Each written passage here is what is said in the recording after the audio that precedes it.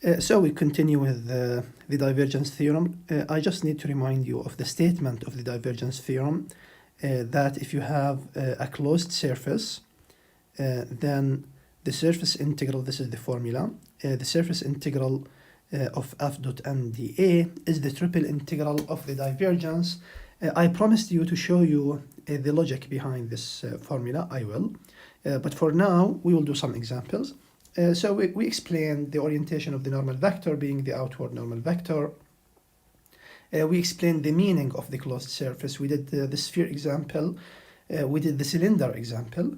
And now I want to do a different example. So in this example, I'm not taking a closed surface. I'm taking the upper half of the unit sphere. So this is my example. I'm taking a certain function. The upper half of the unit sphere, so this is my surface S, and I want, so in this example I like to write the orientation in a different way. So let's compute this, where just to make you familiar with the different statements about the orientation of the normal vector. So where n is the normal vector pointing away from an observer at the origin. So what does this mean? So in this example, I have my surface. This is it, the sphere. At every single point, I have a normal vector. I know that the radius is a normal vector. So basically, the extension of the radius, if this is the radius, then this is a normal vector. At this point, this is a normal vector, and so on. Now, we agreed that the normal vector can be this or the other way. It could be this, or this, or this, and so on. Now, what we're saying in this example is that if you look at the origin, this is the origin. If someone's sitting there and is looking at the normal vector is pointing away from him, which means, so in the first place, which means n is the outward normal vector. So this is the first observation about the normal vector. Now, how do we solve this? Because my surface is not closed, so I would go with parameterization. So the first method to solve this integral is just using the parameterization, the definition. So what is the parameterization, the best parameterization of the unit sphere? Now we're taking a hemisphere, so let's see what's the difference when we write our parameterization. What's the difference between the whole sphere and the hemisphere? So we still have the spherical coordinates. That's sine phi, cosine theta, sine phi, sine theta, and cosine phi. You need to remember that we have a row with these coordinates. So the first coordinate is multiplied with a row, the second with a row, the third with a row. But because we're dealing with the unit sphere, the row is 1, the radius is 1. That's why we don't write it. Okay, so now let's see the difference between the hemisphere and the whole sphere. What are the theta values? The theta values are from 0 to 2 pi, and the reason is we are making a full rotation about the z-axis. So this way, if you look at the xy plane, the region in the xy plane, we have a full rotation this way. So these are the theta values. What about the phi values? The phi values, remember, those are the angles with the positive z-axis. So if you draw the positive z-axis, this is it. You ask about this sphere. What angles do points on this sphere make with this axis? So for example, if you take any point here on the axis itself, then the phi is 0. But if you take another point here, the phi is getting bigger and bigger and bigger. The largest possible value for phi in this case is pi over 2. This is true if you agree. So imagine this sphere in R3. You can orient it in any way. You can go from any direction. This is true from any direction. So the phi values are from 0 to pi over 2. This is the only difference in our parameterization between the whole sphere and the hemisphere. If we go back a little, for our first example was about the sphere. This is the sphere. We didn't do it using the parameterization. We did it using the divergence theorem right away. But the idea, if you look at the phi here, so this is the positive z-axis what is phi here? It's getting bigger. You reach pi over 2, then you exceed pi over 2 up to pi. This is the main difference between the two parameterizations. Okay, so this is my parameterization. After finding the parameterization, we need to find r sub theta cross r sub phi. Remember, we did this before. It was the same sphere parameterization, but multiplied with negative sine phi. So this becomes negative sine square phi cosine theta, negative sine square phi sine theta, negative sine phi cosine phi. This is our normal vector. However, we need to check, because in this example we are given a certain normal vector. Remember, if the question doesn't give you a certain normal vector, you are free. So you can use this as your normal vector. But because you are told to use a certain normal vector, you have to use it. So what is this normal vector? Is it the one pointing away from an observer from the origin? So what we do is, and again, many students asked me about this idea, how do we tell if this normal vector is inward, outward, upward, downward, and so on. So let's do it again. What we do is we take a point. So if this is the x, the y, and the z axis, you take a point on the sphere, and the best way to find a point on the sphere is to plug certain values for theta and phi. So for example, if you plug theta and phi both pi over 4, that means you're making an angle of pi over 4 with the positive x-axis and an angle with pi over 4 with the z-axis. So you are somewhere here on the sphere, and if you agree, we are in the first octant. We need to imagine this. So imagine the positive x-axis, the positive y-axis, the positive z-axis. You have a point somewhere on that sphere. Now you use you use the same theta and phi to find the normal vector. So now if you use the same theta and phi and you substitute them into this normal vector, what do you get? You get negative 1 over 2 root 2, negative 1 over 2 root 2, and negative half.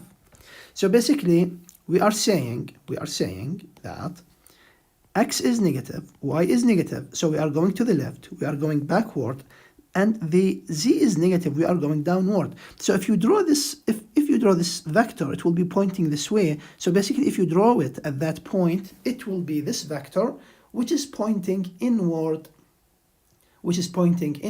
the sphere, and this is not what we want. So at this stage, we say, okay, so this is not my normal vector. This is not what we want. So what do we want? My normal vector will be r sub phi cross r sub theta, and will be that thing, but without the negative.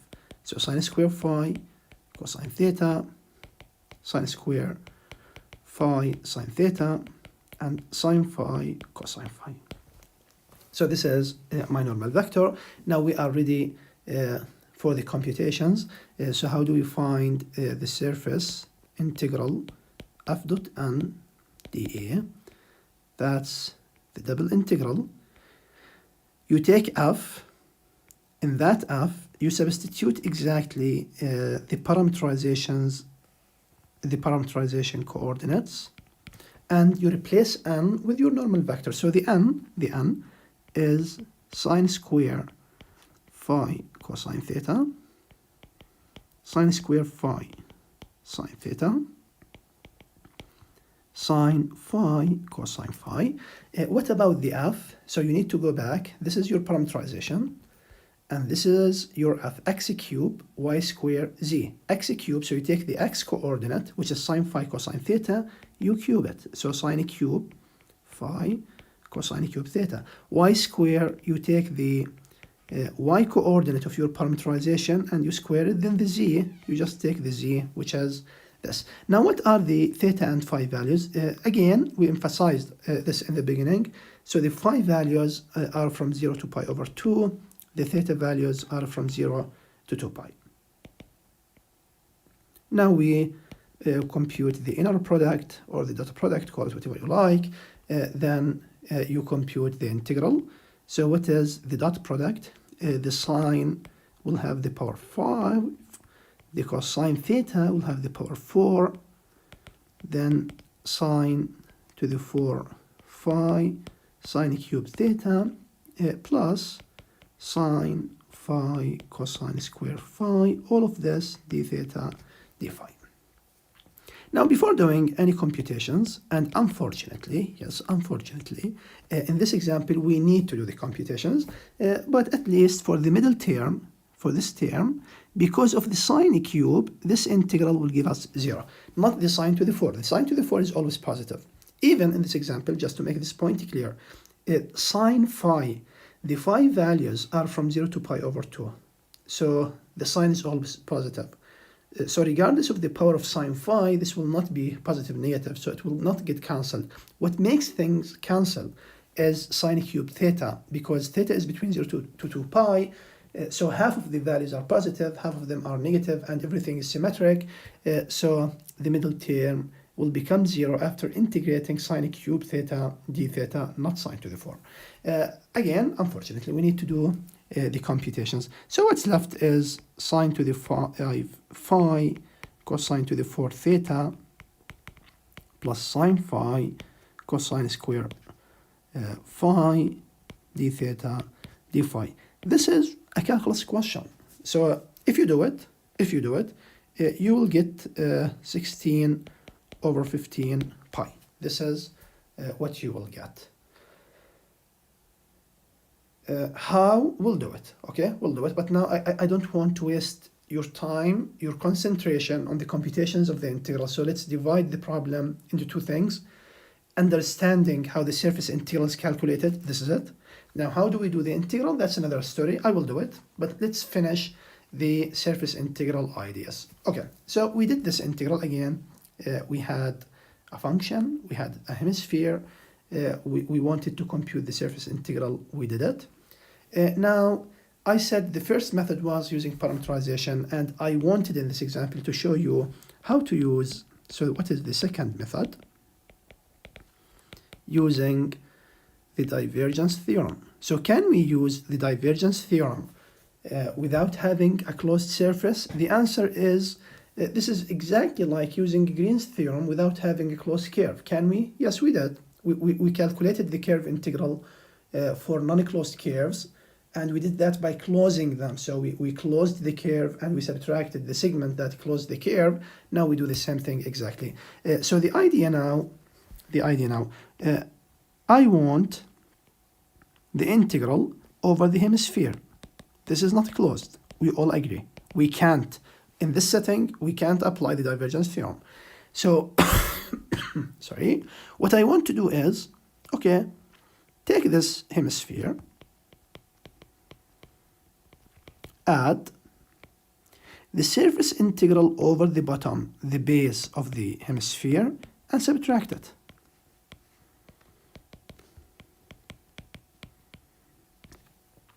Now the first two integrals together, they give you the closed hemisphere. So you're taking the upper hemisphere with its base, that becomes a closed surface.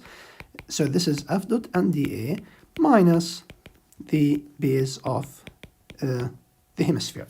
Okay, now we want to make one point very, very accurate.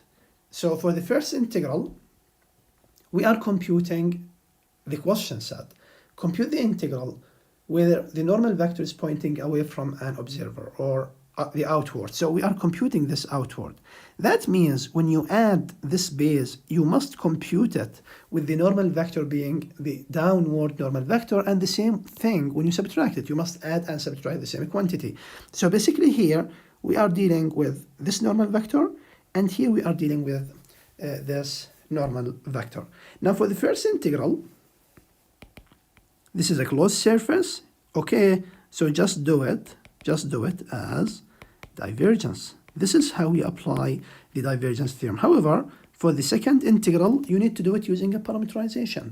And now for the parameterization, so what is the parameterization? I'm writing it this way. What is the parameterization of this disk? It is r cosine theta, r sine theta, and 0. You are exactly on the xy plane where the z is 0. So basically, when you compute this integral, you will have the function dot the normal vector dr d theta, the theta being from 0 to 2 pi, the r from 0 to 1. But now, when you substitute the values into f, dot the normal vector. Remember, we did this normal vector before in class. It was 0, 0, negative r. So if you, for this parameterization, if you compute r sub r cross r sub theta, it will give you 0, 0, r. But because we are interested in the downward normal vector, we need to multiply it with negative. So the normal vector has to be 0, 0, negative r. So regardless of what you have in the first two components, it doesn't matter because you're multiplying them with 0. So the only coordinate that matters is the z coordinate. So we go back to our function. So in our function, what was the third coordinate is z. But z, nicely, if you take it from my parameterization, it is 0 again. So basically what we're saying is that this integral is 0. And so this means you are doing this integral. Sorry, this is a triple integral, so sorry about this. Divergence. What's the divergence? Remember the divergence of a function. You differentiate the first coordinate with respect to x. The first coordinate is x cubed, differentiated, plus the second coordinate is y squared, you differentiate it with respect to y. The third coordinate is z, you differentiate it with respect to z. Again, because you are integrating over the hemisphere. This is the hemisphere, this is the x, the y, the z axis. Now, if you look at the y-axis, it divides the hemisphere into two symmetric halves. One of them having positive y values, this is it. One of them, the back quarter of the sphere, it has exactly the same values but with a negative sign. So basically, if you do this integral, it will give us 0. And at this stage, I just want you to look at this integral.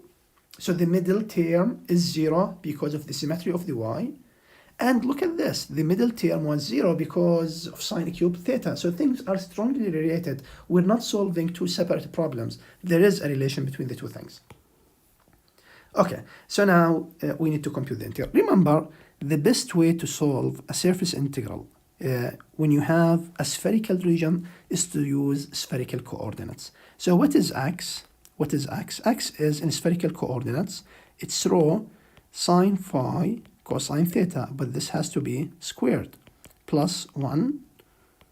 Now remember, what is the dv when you convert, and this is very important. Now we are converting a Cartesian integral in terms of x, y, z into a spherical integral, triple integral. In that case, the dv is not d rho d theta d phi. It's rho square sine phi d rho d theta d phi. This is different. This is different from what we did with the parameterization. With the parameterization, we didn't say multiply with rho square sine phi because here we're solving a parameterization, and that's what we got. It was a spherical parameterization from the beginning. We didn't convert a triple integral in rectangular coordinates into a triple integral in spherical coordinates. We're dealing with the same coordinates. However, in this last integral, yes, we are converting a rectangular integral into a spherical integral. That's why we have to multiply with this factor rho square sine phi. The other thing, just to avoid any confusion, so you may ask at this stage, why are you replacing x in this last integral by rho sine phi cosine theta, while in the original parameterization we did not mention the rho? We just said sine phi cosine theta. But here I'm replacing x by rho sine phi cosine theta. This is a very logical equation. It makes a lot of sense because the difference for the surface integral, we are interested in the points on the sphere. If your point is on the sphere, the rho is 1. For any point on the sphere, the rho is 1. Now for the last integral, you're not interested in the points on the sphere. You are interested in the sphere and everything inside the sphere. So you are looking at points everywhere inside this sphere. This is what's meant by the triple integral. So the radius gets increasing from 0 and until you reach 1. So this is why we include the rho in the triple integral. Now what are the phi values? Again, from 0 to pi over 2, the theta values from 0 to 2 pi, and the rho values from 0 to 1. If we compute this integral, I assure you, you will get the same value as before. You will get 16 pi over 15. Without thinking, it will be that way. So now, this is how we use the divergence theorem to deal with an unclosed surface. Is it easier than the parameterization? In this example, it's not. We're having, like, let's say, the same level of complexity in our computations, especially in the integral computations. But this is how we understand the theorem. You can apply it if the surface is not closed, provided that when you close it and you subtract this quantity, it's easier to compute. Otherwise, if this integral was not easy, we are in trouble. Then we'll need to do it using the parameterization. Okay, so now I just want to show you how we obtained this integral 16 pi over 15.